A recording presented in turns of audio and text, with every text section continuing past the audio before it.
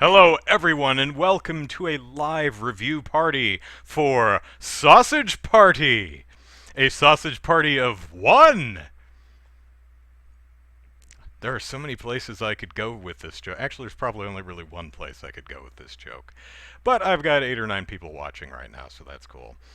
Alright, so Sausage Party. I actually talked about Sausage Party a bit during one of my Ghostbusters trailer reaction video months ago, so way back in I think March, which was around the time the first trailer for Sausage Party came out. And at the time I predicted an ending, which, to sum up, was Frank the hot dog and everyone else would end up on a dinner plate, and he'd be heading towards someone's mouth to get munched.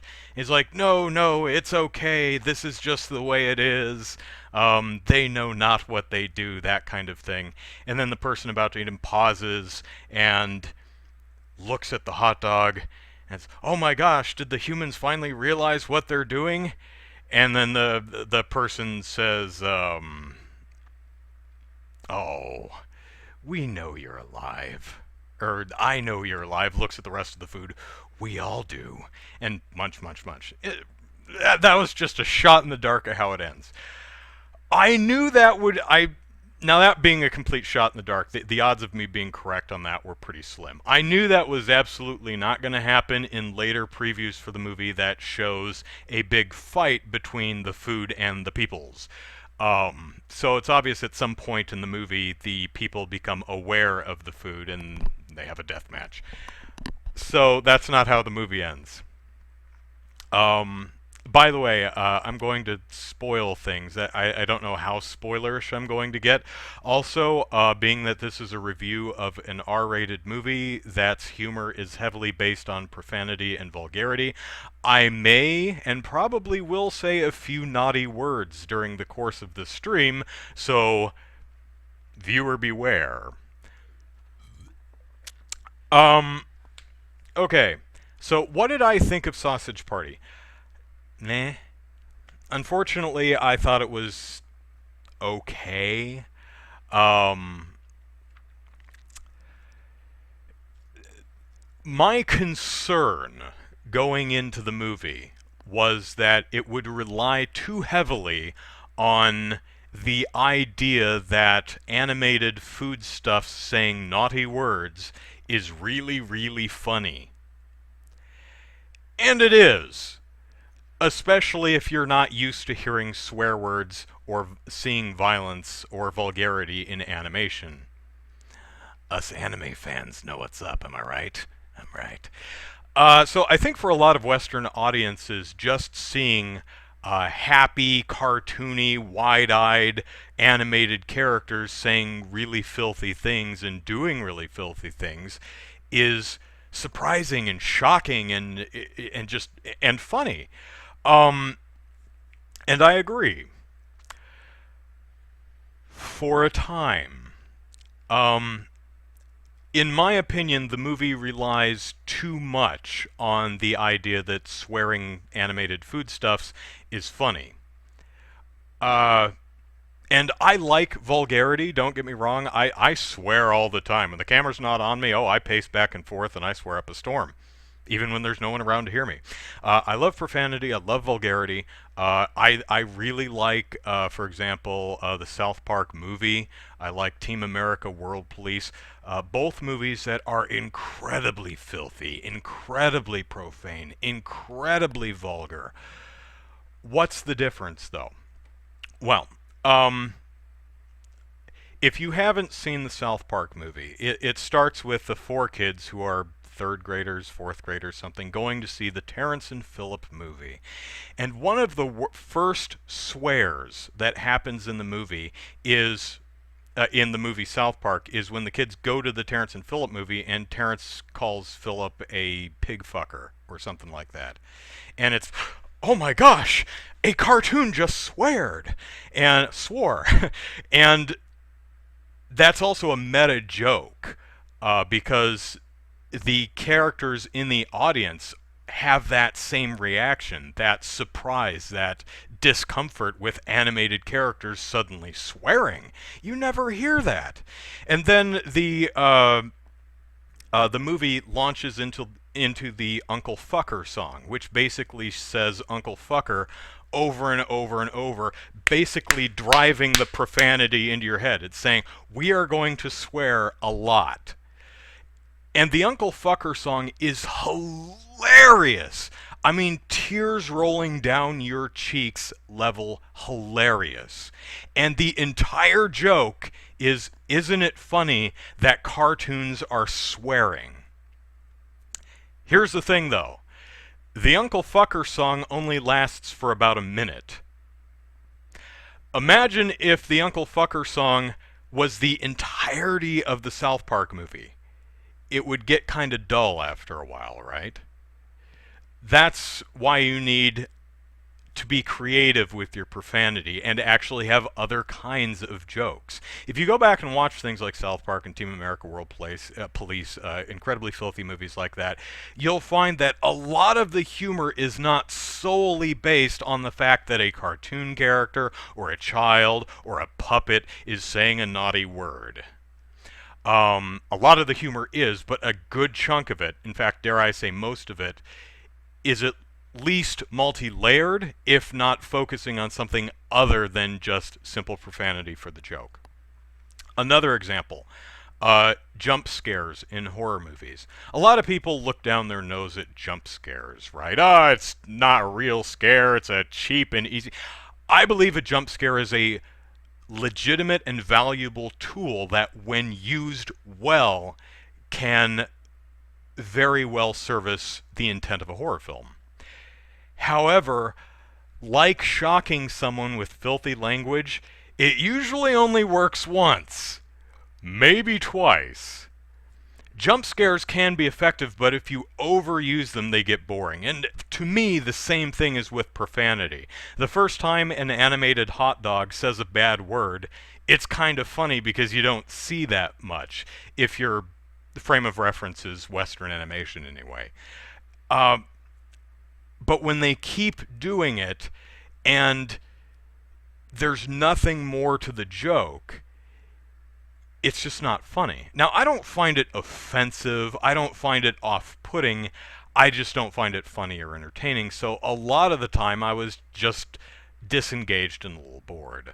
For example, we've all seen the previews for the film where the potato starts getting peeled. And he's like, "Oh, I'm being bathed by the hands of a god. Oh, this is great." And she rakes the the vegetable peeler across his skin. He's like, "Oh, she's peeling my fucking skin! Ah!" And it's like, "Oh my gosh, that's horrible." And he goes on. He says, "Oh, my eyes, my eyes." Get it? Potatoes have eyes. There's a lot of food puns in this movie, and they're actually pretty thoughtful and funny. And then he says, "Oh, she's peeling my skin. Oh, you fucking cunt!" And it's like, I probably wouldn't be very polite to someone who is peeling my skin off, so I guess I can't really blame the potato for using foul language. But this scene is about halfway through the movie. At that point, calling someone a fucking cunt is not surprising. It's not shocking. So it just kind of floats there like a turd in a swimming pool. You're like, "Oh, well, okay, there's nothing about that that's funny. It's not a creative phrase. I mean, you look at some of the profanity in the South Park movie, like big floppy donkey dick. That phrase is funny. It just sounds funny, and it's something you never hear. If you hang out on the internet, you're probably going to hear the phrase fucking cunt from people who have filthy mouths. It's not really funny. I'm not saying that phrase couldn't be used in a funny way, but that's kind of how the movie sat with me a lot, is too much of the humor seemed to feel that simply swearing not swearing in any creative way, not swearing in any multi-layered way that has other meanings on top of just being profane, is the height of hilarity. And for me personally, it's not. It grows tiresome after a while. And that, unfortunately, and I don't want to misrepresent the movie and say that the only jokes in the film are uh, vegetables and hot dogs and stuff swearing, because it's not. There are other things in the movie. That's not the sole joke of the movie. But enough of the movie is just, hot dog said a bad word, isn't that funny? Enough of the movie was just that there wasn't enough in the movie left over that I found funny. Um, as you might expect, um, one of the major jokes of the movie is the hot dog wants to have sex with the hot dog bun. Get it? Because a hot dog is a penis and a hot dog bun is a vagina. I'm sure when you were 6 years old, you probably grabbed or maybe even when you were 30, you grabbed a hot dog and a hot dog bun. You're like, the euphemism for sex, and it was funny for like a minute, maybe 5 minutes if you were stoned or drunk or something like that. But the movie seems to think that's funny throughout the entire thing, and it does culminate in a hot dog bun sex scene, which is something you've probably never seen in a movie before, except for maybe a very slight scene in Elvira, Mistress of the Dark, which I think was 1989 or something like that. But that was a hot dog and a taco shell. And if you know exactly what scene I'm talking about, you have great taste in film. Cassandra Peterson is awesome. It reminded me of the sex scene in Bride of Chucky. The sex scene in Bride of Chucky is hilarious because it's two plastic dolls having sex. That by itself is funny because we've probably all taken Barbie dolls and banged them together and like tee, at least when we were 6 or 12 or whatever age. So there's something innately humorous about two animatronic dolls having sex. Why that movie works is why it's so funny in that movie is it's shot the exact same, except for maybe the last shot. It's shot the exact same way an actual sex scene would be shot, with the same type of music. It starts with kissing, and then the dress slips off the shoulders and pools around her feet, and then you get a butt shot. A plastic, but it's shot exactly the way a live-action sex scene would be shot with actual real human actors. That's what makes it so funny. It's also funny because it's only about 45 seconds long. The sex scene at the end of Sausage Party is significantly longer.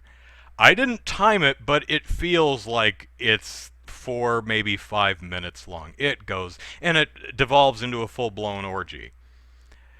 And at first it is kind of funny, but for me, the joke wore thin after a while, and I sat there going, okay, yeah, okay, the food is all dry humping each other. I got it. The bagel and the tortilla. Okay, cool. All right. Oh, and the sticks of gum are rubbing up against each other too. Great. All right.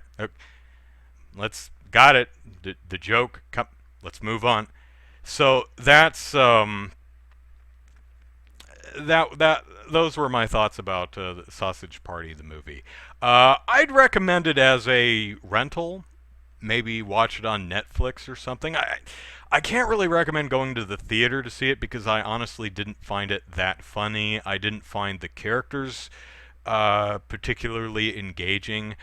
I wasn't really rooting for Frank the Hot Dog one way or the other. The performances are fine. They're solidly good. I don't want to undersell them. The animation is better than you would expect for something that's probably extraordinarily low budget. And yeah. So let me scroll through the chat here real quick and see if I missed anything. Are we ever going to see the twisted raging side of Andrew? Um, watch my 30 Days of Porn Day 1 video that I did for April Fool's Day. My April Fool's Day joke didn't work at all, and I got very, very upset. So if you want to see me really struggling to hold it back, that's a video for you. Um, Grant says, I doubt Andrew would ever rage. He never loses his cool. I have anger issues, honestly, I do. If you check out my Twitter channel, if you check out my Twitter, at Andrew Eisen, I had a joke this morning. I tweeted, I beat my meat this morning, and tweeted a picture of a destroyed package of turkey. And that wasn't a joke I set up. I actually got mad at a package of turkey and punched the hell out of it. So that's really immature, but yeah, I I have some issues. um, I think the movie could have had a better story instead of a movie using profanity for the sake of it. Yeah, the story isn't terrible. It does a lot of interesting things with they're kind of on the nose, but it has a lot of interesting things to say about religion and faith and belief, and from a global perspective, how different things can be changed by different people. You know, one holy book could be presented, and then a group of people looks at the holy book, and then half the group takes it one way and half the group takes it a completely different way, and the person who originally wrote it was like, whoa, whoa, whoa, I didn't say anything like that. And it says some things about appealing to logic and reason over emotion, but there are right and wrong ways to do that. It seems to have a message of, even if you are right, there are right and wrong ways to impart that information. And that's an interesting perspective for the film to take. Um, and then all the food has sex with each other. Um, let's see. Do do do. I did describe the end scene. Okay, so let's see. The hot dog and the hot dog bun kiss each other with full tongue, so that was kind of funny. Uh, Watching animated kissing in animation is always really weird.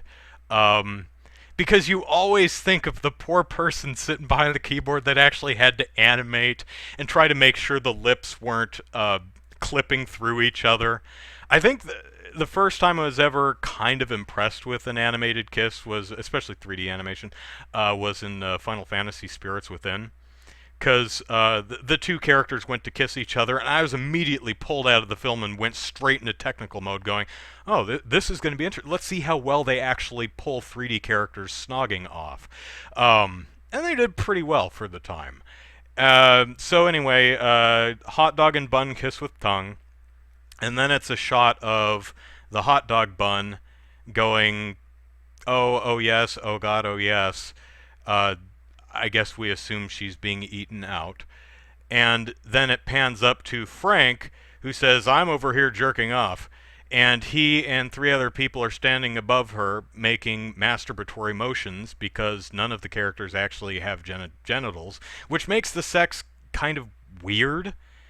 Because you think the sex is just going to be the hot dog goes in the hot dog bun, but they kind of hump each other, which is odd because none of them have genitals, even though they directly reference their genitals. The bagel at one point goes, I'm still hard, which would actually be kind of funny if they made like a stale joke out of that, but I think he directly references his penis or boner or something, or I still have an erection, which is like, no you don't. You don't have a penis at all, period. But anyway, they're standing over her jerking off, and the taco is eating her out. And then they do an orgy thing where the hot dog goes through the tortilla, through the bagel, and into the hot dog bun. And then there's a whole montage of all the other characters basically dry humping each other. There is one funny joke in it where there's a sentient chewed up piece of bubblegum that introduces itself as its full name is its long list of ingredients. and everyone's like, Gum, your name is Gum. Stop introducing yourself with a 16-word long name. And so he has some stick of gum grinding against him, and he goes, say my name, say my name. That's kind of funny. Um, let's see. That mustard's awesome stuff. What is honey mustard anyway? Is it honey? Is it mustard? Um, Jordan Thompson, what did you think of the other products being live, like the can or the condom? That was kind of an interesting point. The mythology or the rules of the world aren't as well thought out as that of, say, Toy Story. Uh, I was trying to figure out at what is alive and what isn't. For example, all of food seems to be alive, but not just. For instance, the individual hot dogs in the package are alive, but the package itself is not alive. But other boxes of cereal, for example, are alive. It doesn't seem to be the. It's like, are the individual cornflakes all individually alive? And there's a thing at the end of the movie where a tube of Mentos, breath mints, is alive, and then it gets unwrapped, and each individual mint comes out, and each individual mint has a face. And it's like, okay, so a bag of chips is sentient. Is each individual chip sentient? And then it moves on as there's a bottle of douche that's sentient. There's a condom that's sentient. There's a roll of toilet paper that's sentient. But none of the cutlery, like knives or cheese graters or anything like that, is sentient. Uh, the movie doesn't really seem to have clear rules on, well, when the food obviously can move around, what do the humans actually see? I mean, it plays in one part where the baby carrots roll off the counter. They're like, run! And they run and jump off the counter. And from the woman's perspective, it's just two carrots rolling off the counter. And she goes, whoops. But then a minute later, two of the hot dogs climb up onto the windowsill, preparing to jump out into the bushes. And she jabs one from the back and slices it up through the center. And it's kind of fun from a visual because he gets stuck through the center, and it's a complete Friday the 13th moment. But I'm like, from the woman's perspective, what happened? Why are there two hot dogs standing upright on my windowsill? And why would my sudden urge be to stab it in the back and then slit it up? It's like, what? I mean, this is nitpicky, just fun to talk about stuff. This doesn't hurt the movie, in my opinion, but it does, at points, kind of pull me out of the movie as I try to figure out the rules of the world. Um, let's see. Oh yeah, I forgot to. Sorry, I forgot to turn off the cursor. Let me do that real quick. Where's that chat? Capture mouse cursor. There we go. Okay. Well, you can still see where the mouse is, but please notice me, Andrew Sama. Hi, Durka. Let's see. Please read this and and I'll give you a high five. Let's see. I did like the use of LSD acting as a portal of sorts for humans to interact with these food items. Yeah, it turns out that injecting bath salts into your veins makes you see food. Uh, okay, fine. Although, at the end of the movie, they're like, we've got to make them see us. I'm like, I don't know. It would seem to me that you have a major tactical advantage that they can't see you. But they like dip the bath salts in the end of a toothpick and then fire a toothpick like Gizmo and in Gremlins 2, you know, with little bows. I'm like, a toothpick would not. Number one, would not fly that far. Number two, it even if it could, it wouldn't actually go through someone's skin, let alone through their clothing. But again, cartoon, whatever. What did I think of the sequel baiting? So the movie ends, and spoilers, so the movie ends with the characters realizing that not only were they being eaten by people and not going out into the great beyond, but they're also cartoon characters voiced by Seth Rogen and his friends. So the sentient piece of gum builds a Stargate portal which allows them to venture off into the real world to confront that evil person, Seth Rogen, which apparently is where the sequel's going to pick up. Now, from what I've heard, when this film screened at Sundance, maybe Cannes, I don't know where this screened, but originally they shot a scene with the food coming into the real world, and that was in the film festival cut. But they decided to take that out and probably reshoot those scenes for a sequel, which will probably happen because the film did pretty well in the theater. So, them's my thoughts on Sausage Party. Next up is a review of Kubo and the Two Strings. Now, if you're watching this live, I'm going to just jump right into that in a minute. If you're not watching this live, that's a separate video, so I will put an annotation or something right about here, link in the description. So, thanks for watching this review. See you in the next one.